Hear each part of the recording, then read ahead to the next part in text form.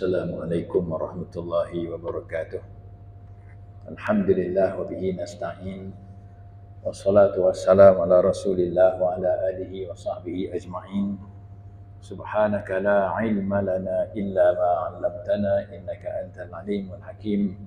Wa la haula wa la quwwata illa billahil aliyyil azim. Yang dihormati para jemaah semua, alhamdulillah, syukur kehadirat Allah Subhanahu wa taala kerana tengah hari ini kita datang lebih awal sebelum masuk waktu zuhur sambil i'tikaf dalam masjid, insya-Allah, sambil kita mendengar sedikit sebanyak kuliah zuhur yang ringkas pada hari ini. Dan hari ini ialah 10 Zulkaidah bersamaan dengan 30 Mei. Dan sebulan lagi kita akan menyambut Hari Raya Aidil Adha. Sambutan Hari Raya Adha ni tuan-tuan, dia berbeza dengan Aidil Fitri. Sebab sambutan Hari Raya Aidil Adha ni dia kena prepare lebih awal. Malah sebulan sebelum lagi sudah prepare untuk mencari lembu korbannya, untuk mencari peserta korbannya, untuk telik harga satu bahagian berapa, itu semua diambil kira. Bukan seminggu nak raya korban baru sibuk cari lembu, tak. Jadi sebab itu tuan-tuan, kita ada sebulan lagi untuk pergi dan ibadah korban. Dan kalau kita buka kitab Al-Fiqhul Manhaji ala Mazhabil Imam Asy-Syafi'i, menyatakan bahawa ibadah korban itu ialah binatang yang disembelih. Sembelih, bukan main gejam-gejam tak, mesti kena sembelih, yang terdiri daripada unta. Paling mahal unta lah. Ada yang 10,000, ada seekor unta. Lembu biasa ada 4,000, ada 3,000. Mahal pun ada, lembu sado sampai belah-belah ribu ataupun 20,000. Kerbau juga termasuk dalam binatang yang boleh dilakukan ibadah korban. Tapi jarang kita sembelih kerbau. Biasanya sembelih kerbau ni orang Negeri Sembilan, sebab banyak sangat kerbau di sana. Kambing atau biri-biri. Kambing biri-biri pun jarang juga, sebab mungkin harganya mahal. Seekor kambing harganya mungkin 1,000, tapi kalau satu bahagian mungkin 700, 600 ataupun 800 ringgit saja. Jadi orang lebih berminat untuk mendapatkan lembu berbanding kambing biri-biri. Apa tujuan? Nama pun korban. Korban ini dalam bahasa Arab korban karib, korban kawan karib. Karib ni kawan karib, kawan yang paling hampir dengan kita, kawan yang paling dekat dengan kita. Ini kawan saya, ini kawan karib. Karib tu korban lah, iaitu menghampirkan diri dan mendekatkan diri kita kepada Allah. Tak lain tak bukan ibadah korban. Kita korbankan apa yang ada pada kita sebab nak dapat lebih dekat, dapat lebih hampir kepada Allah Subhanahu wa taala. Itulah tujuan ibadah korban. Sebab itu kita melakukan ibadah korban, dia punya kemuncaknya. Kita buat hari-hari, tapi kemuncaknya ialah pada Hari Raya Aidil Adha, setahun sekali kemuncaknya. Sehingga saat itu kemuncak ibadah korban ialah kita sanggup berkorban dengan darah daripada makhluk yang hidup. Tapi bukan manusia, iaitu dari binatang-binatang ternakan berkaki 4. Ini biasa hari ini, contoh tuan-tuan, kita korban duit, benda yang tak ada darah. Kita korbankan masa, kita korbankan tenaga. Tapi kemuncak pada Hari Aidil Adha, kita akan melakukan ibadah korban dalam bentuk darah kepada Allah Subhanahu wa taala. Allah sebut dalam Quran, dalam surah Al-Kautsar, dalilnya fasalli li rabbika wanhar, dan sembahyanglah kerana Tuhanmu dan lakukanlah ibadah korban. Itu sembelihlah ibadah korban. Nabi SAW apakah pernah melakukan ibadah korban? Dan kita semua tahu ibadah korban yang pertama ialah dilakukan oleh anak-anak Nabi Adam AS, itu Qabil dan Habil. Disebut dalam Al-Quran, watlu alaihim naba'a bnai Adam bil haqq idh qarraba qurbanan fatuqabbala min ahadihima wa lam yutaqabbal min al-akhar. Qala la'aqtulannak. Qala la'aqtulannak. Qala inna ma yataqabbalu Allahu minal muttaqin. Sadaqallahul azim. Dalam ayat ini nyatakan bahawa dan ceritakanlah wahai Muhammad ke atas mereka tentang kisah dua orang putera Nabi Adam alaihi salam. Ketika mana kedua-duanya melakukan ibadah korban, melakukan persembahan korban. Idh qarraba qurbanan, bila mana kedua-dua putera anak Adam melakukan persembahan korban kepada Allah Subhanahu wa taala. Untuk melayakkan siapakah yang akan kahwin dengan anak Nabi Adam juga yang cantik, namanya Iklimah. Kalau tak silap saya, yang cantik, jadi dua-dua bubuk nak kahwin dengan Iklimah. Kahwin adik-beradik pada zaman Nabi Adam, dalam syariat Nabi Adam tidak haram. Boleh, malah digalakkan sebab nak kembang biakkan anak-anak zuriat cucu cicit Nabi Adam. Kalau tidak dikahwinkan adik-beradik, mana mungkin dapat zuriat? Sebab yang ada ketika itu ialah hanyalah anak-anak Nabi Adam saja. Jadi anak laki-laki kena kahwin dengan anak perempuan adik-beradik. Jadi masa itu lahir Qabil dengan adik kembarnya perempuan, dan Habil lahir lepas tu pula dengan adik kembarnya perempuan. Tapi dua-dua nak, kalau kita kira lah, Iklimah ni cantik sikit berbanding dengan adik perempuan seorang lagi. Jadi siapakah yang boleh kahwin dengan Iklimah cantik itu? Antara Qabil dengan Habil. Maka akhirnya Allah Ta'ala perintahkan supaya kedua-duanya mesti melakukan persembahan korban yang terbaik kepada Allah Subhanahu wa taala, diletakkan di atas kemuncak bukit. Maka Qabil ni tuan-tuan, dia merupakan seorang penternak yang berjaya. Habil pula merupakan seorang petani yang berjaya. Qabil dengan Habil. Jadi Qabil ni diceritakan seorang budak yang baiklah, Qabil. Akhirnya dia milih binatang yang paling bagus, paling cantik, diletakkan di atas bukit yang telah ditentukan. Dan manakala seorang lagi adiknya ataupun abangnya mencari, dia seorang petani yang berjaya juga, tapi dia milih untuk mencari buah-buahan yang busuk, yang yang berulat dan sebagainya untuk dipersembahkan kepada Allah Ta'ala. Dan akhirnya kesudahan cerita kita akan sambung selepas azan Zuhur nanti, insya-Allah. Cerita adik-beradik ni insya-Allah kita buat tazkirah kuliah Zuhur dulu, boleh masuk. Insya-Allah kita kelas Zuhur ringkas pukul 1.45 kita berhenti untuk solat Zuhur, insya-Allah. Cerita tentang adik-beradik bergaduh ni, yang pertama berlaku dalam sejarah manusia ialah anak-anak Nabi Adam. Di mana saya ulang sekali lagi, Habil ialah seorang penternak yang berjaya. Habil, namanya Habil. Kerjanya ialah menternak kambing biri-biri, kibas. Manakala Qabil pula ialah seorang petani yang berjaya. Dia bercucuk tanam dan berbuah hasil tanamannya. Habil diperintahkan supaya mempersembahkan yang terbaik. Maka dicari-carinya antara yang terbaik ialah seekor kibas. Habil tengok seekor kibas yang dibelanya yang terbaik, tanduknya bagus, bulunya cantik, badannya tegap sihat. Dia heret, dia bawa kibas yang cantik itu ke atas puncak sebuah bukit. Ini Habil. Mana Qabil pula, dia walaupun buah-buahannya masak ranum cantik, tapi hatinya busuk. Jadi Qabil ni dia bawa buah-buahan yang busuk, bawa naik atas puncak sebuah bukit. Dan kedua-duanya turun untuk menunggu siapakah yang akan diterima persembahan korban masing-masing, yang akan melayakkannya kahwin dengan Iklimah tadi.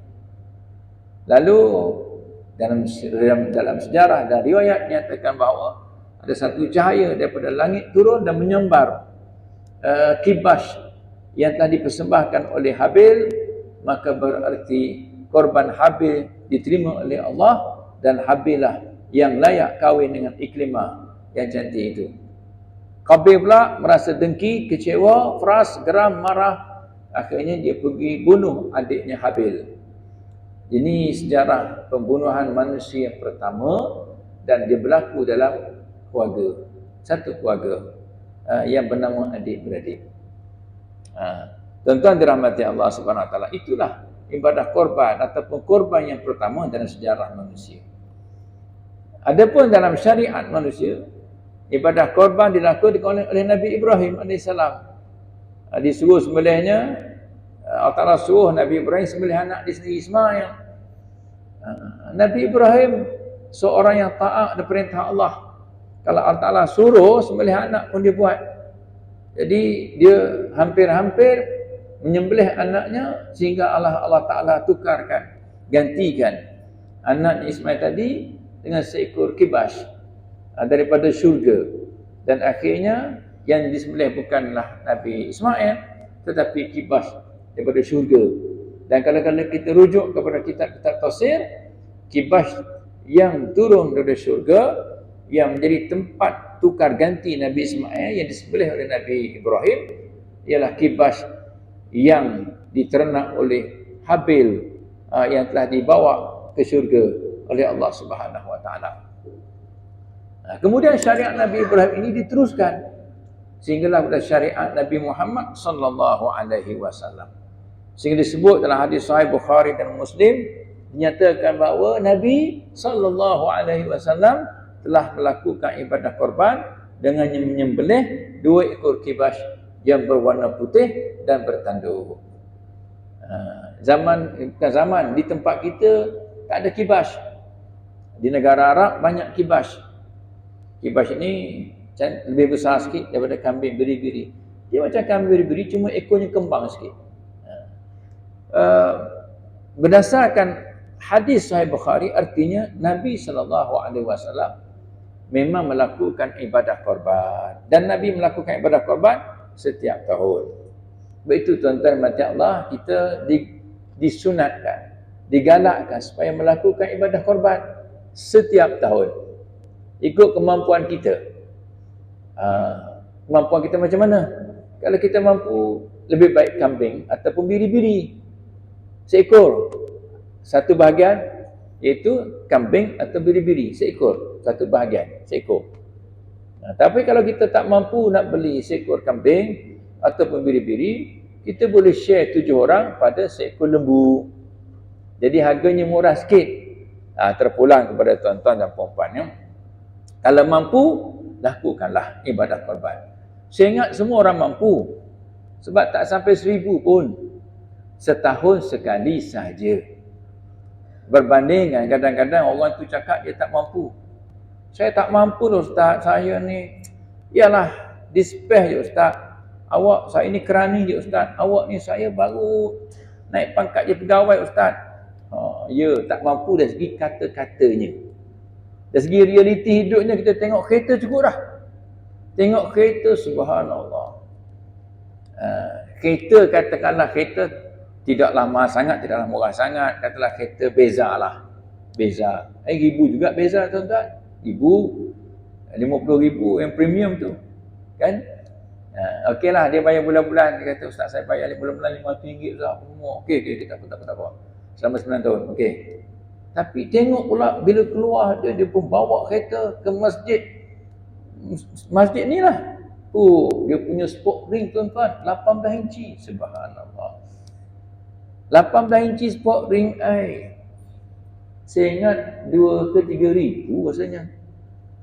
Dia trade in hak lama. Betul tak? Habis situ dah. Situ saya ingat dah 2-3 bahagian dah.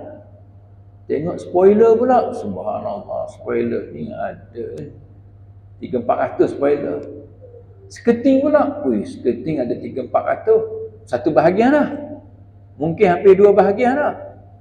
Tengok pula dia punya exhaust. Asal dulu kecil satu je, sekarang dah 5 exhaust. 5, 2 kanan 2 kiri, 1 tengah. Subhanallah. Tengok lagi tuan-tuan, masuk ke dalam, subhanallah ada saruh. Saya ingat beza tak ada saruh. Dia tebuk saruh pula. 1,000 lebih tuan-tuan, mungkin 2,000. Bukan kata satu bahagian, seekor lembu ada kat beza. Tapi cakap kita dalam sebab korban ni, bab agama ni, kadang-kadang orang kurang sikit tuan-tuan, berminat. Tapi kalau bab dunia, orang berminat. Sebab tu saya kata, pada mulutnya cakap, saya Allah tak mampu tak, duit tak ada duit, tak ada pitih, gaji sikit. Tapi tengok pada cara hidupnya, lifestyle, yang orang ada duit ni. Sebab dia sanggup habiskan benda tu pada kereta saja. Duduk pula. Tak nak cerita panjang tu, cukup lah. Nanti tak habis belah luhur. Jadi nak beritahu tuan-tuan, Nabi pernah sebut dalam sebuah hadis. Saya ingat semua orang mampulah. Man wajadalahu sa'ah. Siapa-siapa yang ada keluasan. Walam yudahi, keluasan dari segi harta. Maknanya hartanya bolehlah. Walaupun tak kaya, bolehlah satu bahagian. Walam yudahi, tapi dia tak nak melakukan ibadah korban. Fala yaqrabanna musallana, maka janganlah dia mendekati tempat solat kami.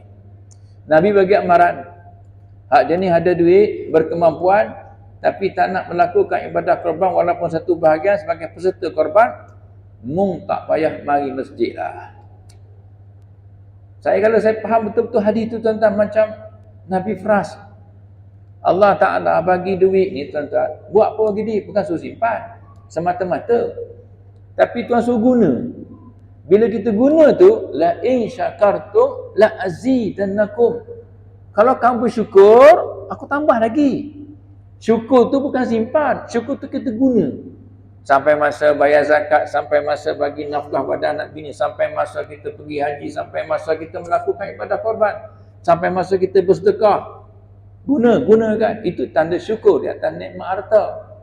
Maka kalau kamu gunakan dengan cara kesyukuran tadi, aku tambahkan lagi, kata Allah. Bukan kata bagi sama. Dah, aku tambahkan lagi. Mungkin menghabis 1,000, aku tambah lagi 1,000 jadi 2,000. Jadi, hak sama tu 1,000, tambah lagi 1,000 jadi 2,000 bagi. Menghabis 1,000, aku tambah 2,000. Hadis ini tuan-tuan boleh rujuk dalam mana-mana kitab.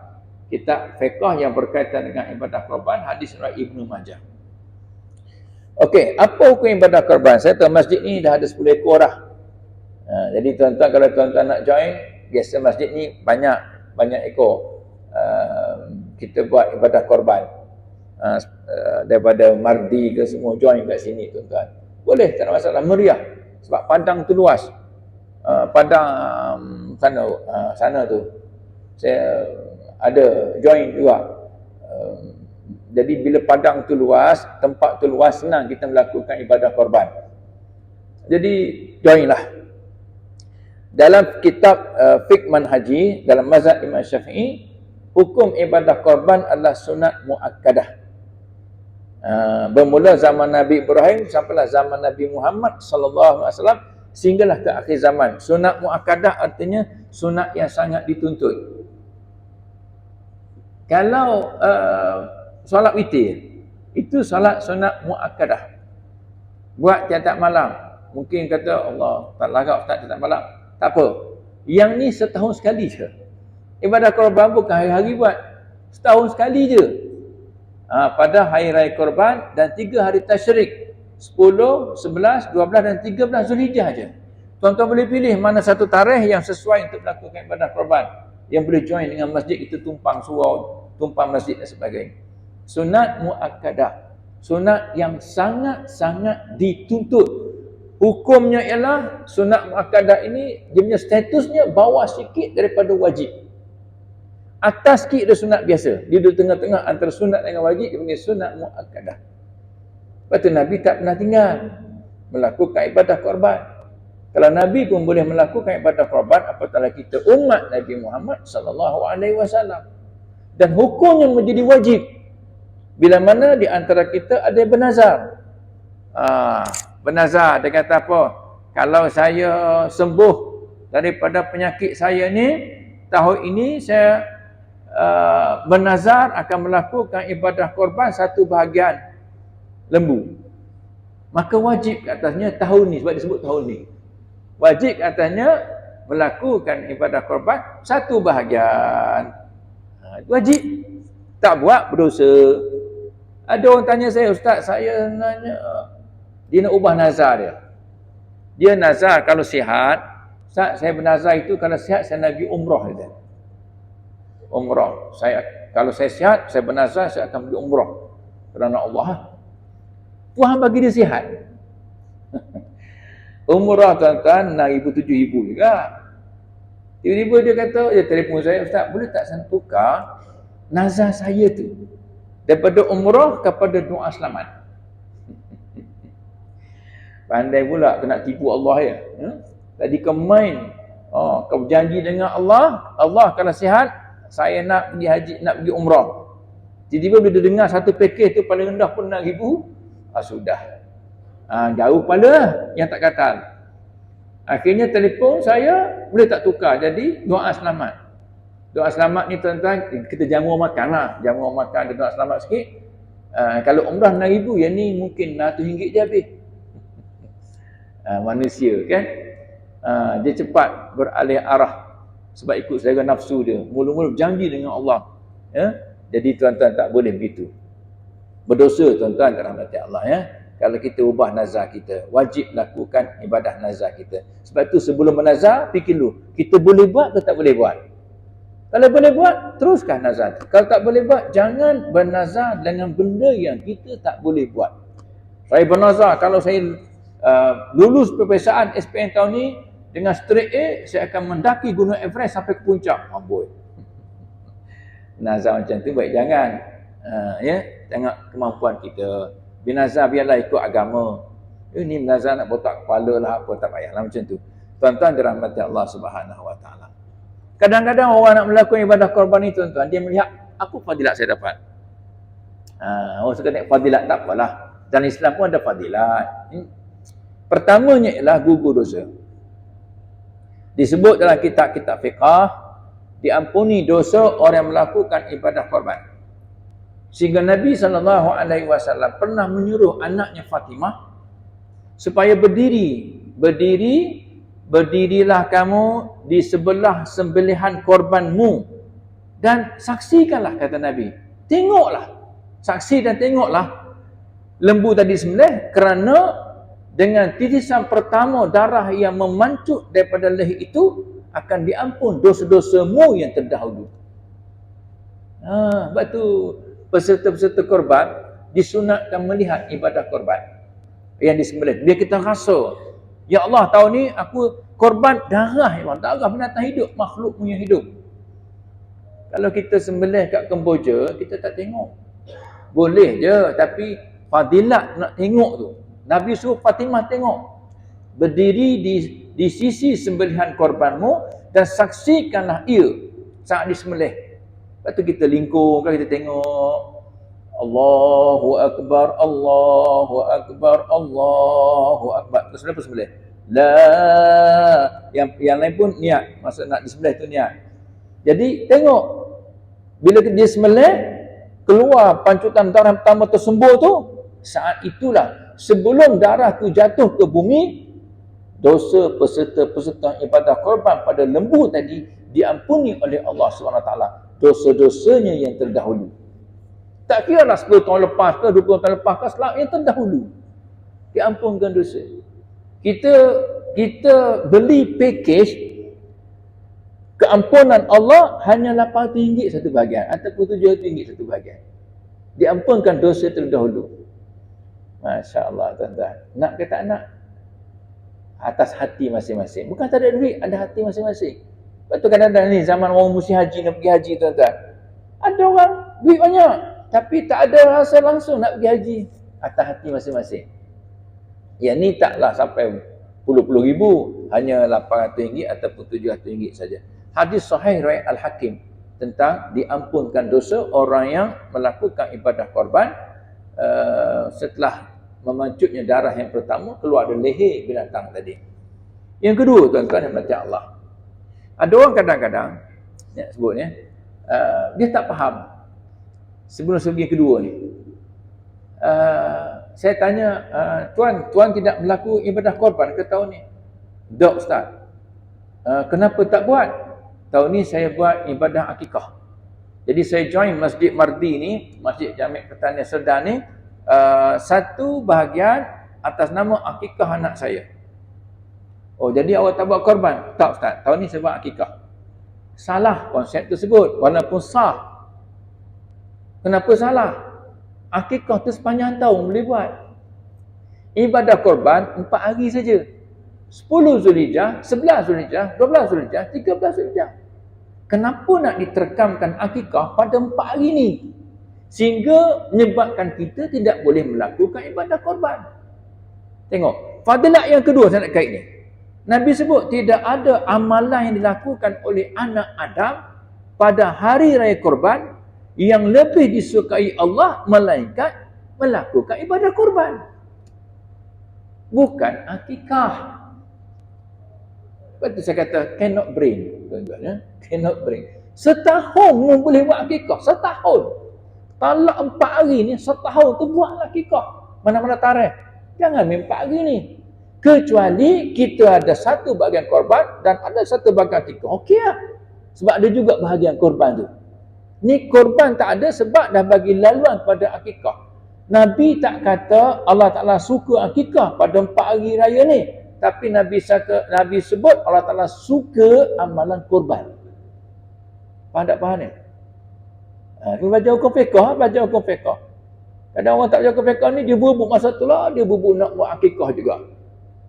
Pada nama pun hari raya korban. Kalau namanya hari raya akikah, buatlah akikah. Allahu Akbar. Faham eh? Hadis riwayat Imam Tirmizi.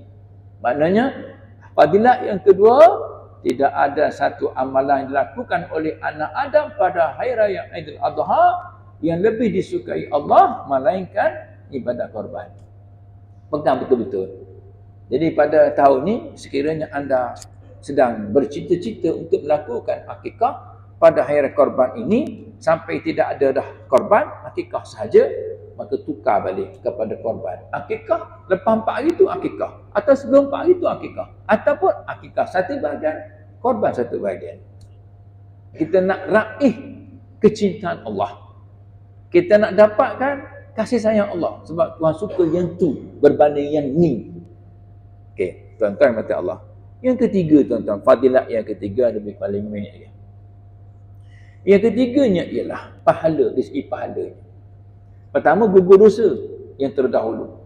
Yang kedua, meraih kasih sayang dan cinta Allah. Yang ketiga, pahala. Pahala ni tak dapat nak dikira, tuan-tuan, pahalanya. Saya pun tak nak kira. Pak Imam walaupun dia memang tukar sembelih, setiap tahun Pak Imam ni, Haji Mahin, tapi dia pun tak nak kira pahala. Sebab memang tak terkira. Berapa banyak pahalanya disebut dalam hadis. Saya baca teks terjemah hadis. Bagi setiap helai bulu pada setiap binatang korban ada satu pahala. Tuan-tuan pernah kira bulu? Bulu lembu, bulu kambing, bulu biri-biri, bulu unta. Nak kira? Tak saya kira, tuan-tuan. Gila tu nanti. Duk kira-kira gila tu sampai sudah tak terkira. Lembu walaupun tak nampak dari jauh nampak bulu, banyak bulu, tapi tuan-tuan pergi dekat, tuan-tuan nampak memang banyak bulu. Cuma bulunya halus pendek dan sama dengan kulit. Kalau nak tengok banyak bulu, biri-biri. Biri-biri memang tak terkira juga, tuan-tuan. Memang tak terkira. So nak beritahunya banyaknya pahala orang yang melakukan ibadah korban. Masjid ni buka lagi ke, Mam? Penyertaan buka lagi? Buka lagi. Boleh jumpa Pak Imam atau mana-mana jawatan kuasa masjid. Ada borang, minta borang, isi borang, bagi duit, online kita pulanglah, tuan-tuan. Dapat satu bahagian ibadah korban. Hari raya tanya imam. Imam buat tamu 2, 3, 4, tanya dia, datang. Bawa besen sekali. Datang bawa besen sekali. Kemudian nak daging lembu lah. Datang, perhatikan darah lembu tu terpancut keluar dari leher dia. Kita bayangkan Nabi sebut gugur dosa-dosa kita. sebelum darah lembu tu jatuh di atas rumput ataupun tanah tempat disembelihkan lembu tadi. Jadi saya ingat tuan-tuan, 3 fadilat cukup dah. Selain daripada dapat pahala sunnah ikut Nabi sallallahu alaihi wasallam. Pahala tu tuan-tuan dah dapat banyak dah kat kita. Jadi carilah, usahalah. Jangan nampak saya nak bulu biri-biri, saya nak biri-biri Ustaz, sebab kambing bulu biri-biri banyak pahala. Dah, lembu pun ada bulu cuma tak nampak. Banyak juga bulu tuan-tuan, tak terkira. Insya-Allah joinlah masjid. Ya, kalau tuan-tuan duduk sini, joinlah masjid. Kadang-kadang ada tempat-tempat Putrajaya dia hadkan. Satu surau 2 ekor je, seekor, tak ada petugas Ustaz. Tak ada nak buat kerja. Datang sini. Tuan-tuan tak buat kerja pun, tuan-tuan jadi peserta ibadah korban saja. InsyaAllah sudah ramai pekerja-pekerja nanti, petugas-petugas. Kalau petugas boleh juga, tak ada masalah. Tolong pegang lembu tu boleh. Tolong lapah, kalau reti tolong lapah. Kalau reti potong, tak ada masalah. Dan insyaAllah saya tengok pembahagian di masjid ni, setakat yang saya sertai dululah, memang agihannya adil lah. Tak adalah setakat ni batang pinang hilang ke, ekor hilang ke, kepala lesap ke, disorok oleh jin, ataupun jembalan tanah. Tak tahulah, tapi tempat ni okey, selamat insya-Allah. Jadi tuan-tuan bolehlah rasa selamatlah. Jadi insya-Allah tuan-tuan, saya tak nak panjang-panjangkan sebab kita akan teruskan dengan sembahyang Zuhur berjemaah. Sekarang jam saya dah 1.45 dah, jam tu lambat sikit minit. Apapun insya-Allah saya mengharapkan tuan-tuan balik-balik fikirkan nanti, korek duit tabung ayam politik mana-mana, ada duit, berkemampuan, silakanlah melakukan ibadah korban sunnah Nabi sallallahu alaihi wasallam. Bismillahirrahmanirrahim. Alhamdulillah rabbil alamin, wassalatu wassalamu ala Rasulillah wa ala alihi wa sahbihi ajma'in. Allahumma inna nas'aluka ilman nafi'a wa rizqan thayyiba wa amalan mutaqabbala birahmatika ya arhamar rahimin. Walhamdulillah rabbil alamin. Taqabbalallahu minkum. Wassalamu alaikum warahmatullahi wabarakatuh.